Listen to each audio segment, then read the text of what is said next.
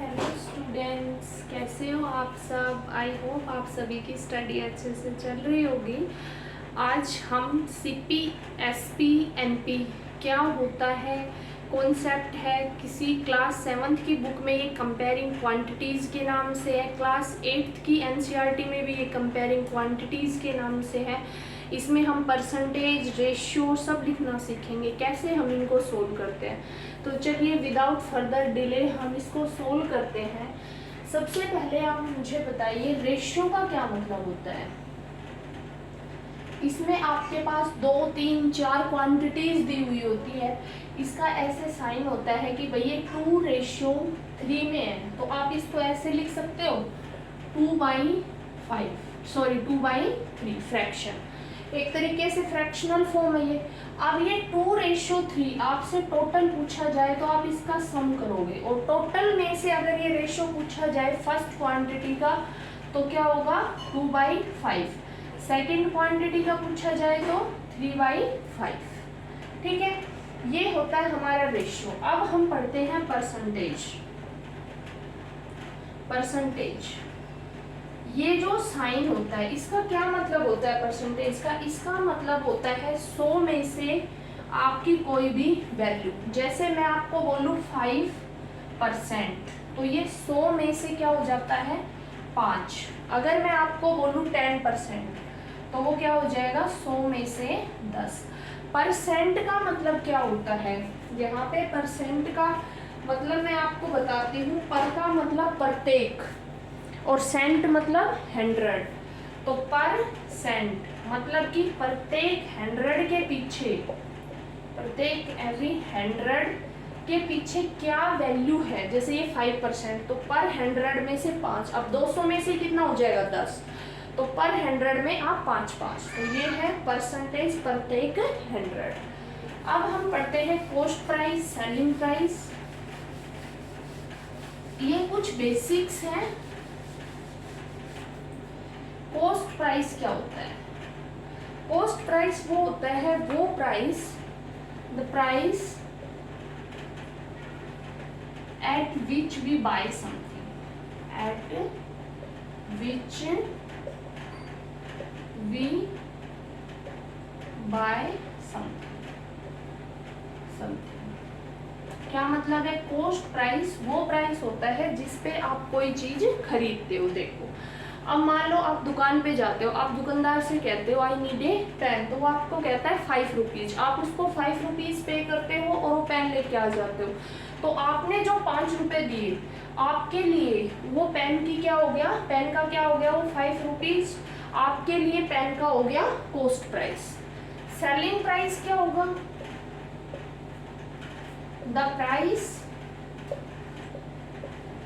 Eight which we sell something, we sell something।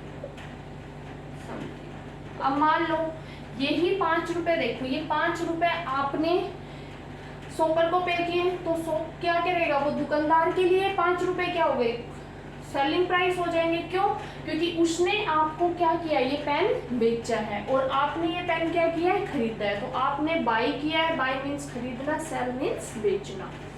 Market price एक और term है। Market price क्या होता है, ये क्या होता है मार्केट प्राइस। इसमें मान लो आपने कोई भी चीज खरीदी, मान लो आपने 5 रुपए, 10 रुपए, और आपने वो होलसेलर से खरीद के आपने उस पे अपनी तरफ से, मान लो आप ये एग्जांपल देखो, आप दुकान पे आप नोटबुक्स खरीदते हो, तो वो बोलते हैं कि अगर आप 12 नोटबुक्स खरीदोगे तो हम आपको 2 फ्री में देंगे। डिस्काउंट देते हैं वो आपको, ना कि प्रॉफिट लॉस से कोई रिलेट करते हैं। अब दूसरा ये देखो कि मान लो कोई दुकानदार है, वो होलसेल में चीजें खरीदता है, तो उसको एक पेन का पैकेट मान लो वो 5 रुपए में एक बेचता है, लेकिन खरीदता है वो 4 पे। उस पे एक लेबल लगा होता है पेन पे, उस पे उसका रेट लगा होता है, वो होता है उसका मार्केट प्राइस, कि भाई आप इससे ज्यादा किसी चीज को नहीं बेच सकते। ये होता है मैक्सिमम। तो एमआरपी का जो लिखा रहता है बहुत चीजों पे, उसका क्या मतलब होता है, ऑलमोस्ट सभी पे लिखा रहता है। कोई गलती से इधर उधर 2 नंबर का काम कर ले तो पता नहीं। Maximum retail price, maximum retail price. ये होता है हमारा मैक्सिमम रिटेल प्राइस।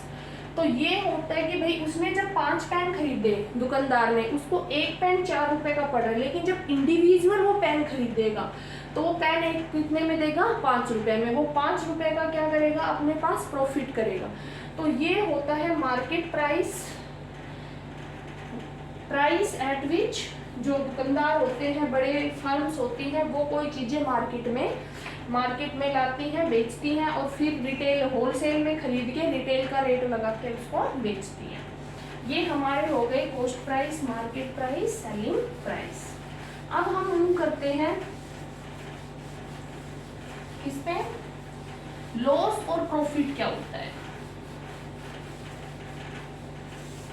लॉस, सबसे पहले लॉस। तो लॉस कब होगा भाई, मान लो मैंने एक पेन 5 रुपए में खरीद लिया और मुझे वो पेन पसंद नहीं आ रहा, मैंने उसको 5 में खरीद के अपने फ्रेंड से बोला कि आप 4 रुपए में ये पेन ले लो, मतलब मैं 4 रुपए में भी उस पेन को देने के लिए रेडी हो गई। तो इसका मतलब क्या है, मैंने 1 रुपए का क्या खा लिया, लॉस खा लिया। इस केस में मेरा कॉस्ट प्राइस क्या है भाई, मैंने खरीदा था 5 रुपए में, बेच रही हूँ मैं 4 रुपए में। तो कॉस्ट प्राइस इस केस में मेरा क्या है, सेलिंग प्राइस से जाता है।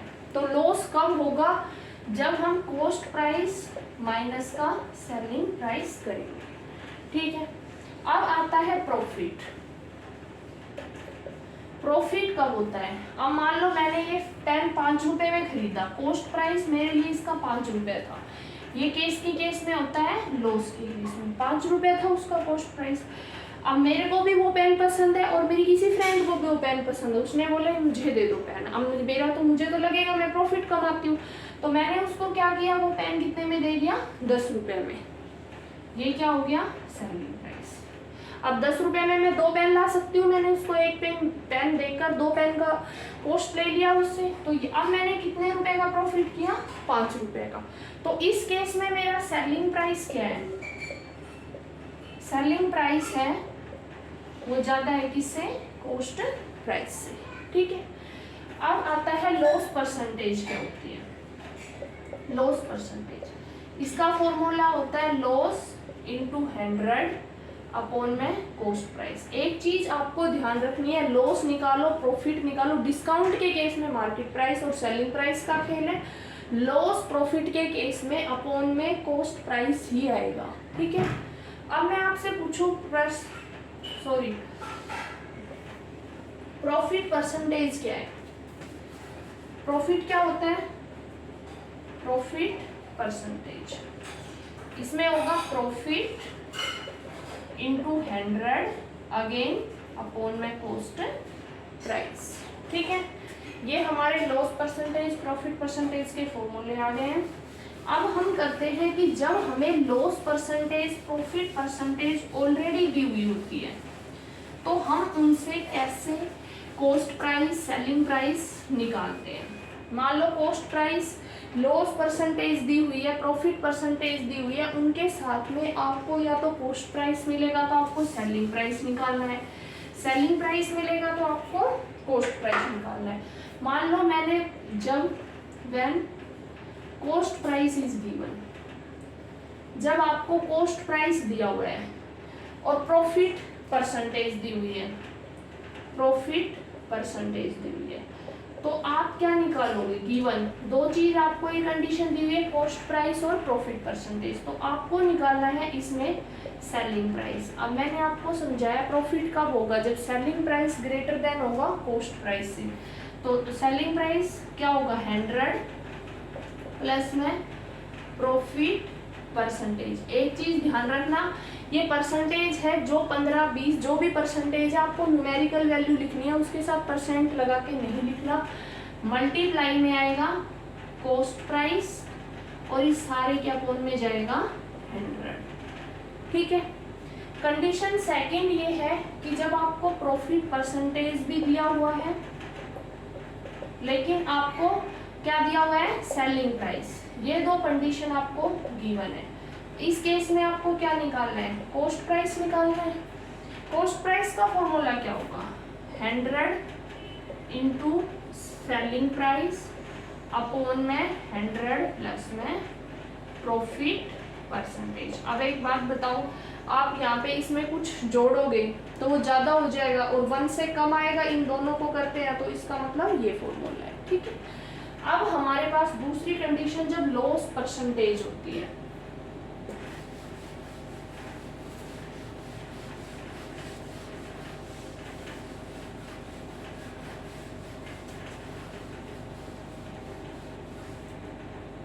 Then cost price is given और दूसरा क्या दिया हुआ है, लॉस परसेंटेज। तो इस केस में आप सेलिंग प्राइस कैसे निकालोगे? अब लॉस हो रहा है, इसका मतलब तो कॉस्ट प्राइस ज़्यादा है और सेलिंग प्राइस क्या है, कम है। तो वही फॉर्मूला है, इसमें से आप 100 क्या करोगे, सब्ट्रैक्ट करोगे अपॉन 100 क्रॉस में कॉस्ट प्राइस, ठीक है। दूसरी कंडीशन इस केस में आती है, सेलिंग प्राइस दिया हुआ है और लॉस परसेंटेज दी हुई है आपको, तो आप कॉस्ट प्राइस कैसे निकालोगे? कॉस्ट प्राइस के लिए क्या करोगे, आपको नीचे लेके जाना है, 100 minus loss percent into selling price, get it. ये कुछ फॉर्मूले हैं जो कॉस्ट प्राइस सेलिंग प्राइस पे बेस्ड है। मार्केट प्राइस डिस्काउंट में नेक्स्ट वीडियो में समझाती हूँ आपको। अगर आपको ये फॉर्मूले लर्न करने हैं, अगर आपको लगा मेरा तरीका समझाने का सही था तो प्लीज़ मुझे कमेंट में बताएं और चैनल को सब्सक्राइब करें। Thank you for watching my video.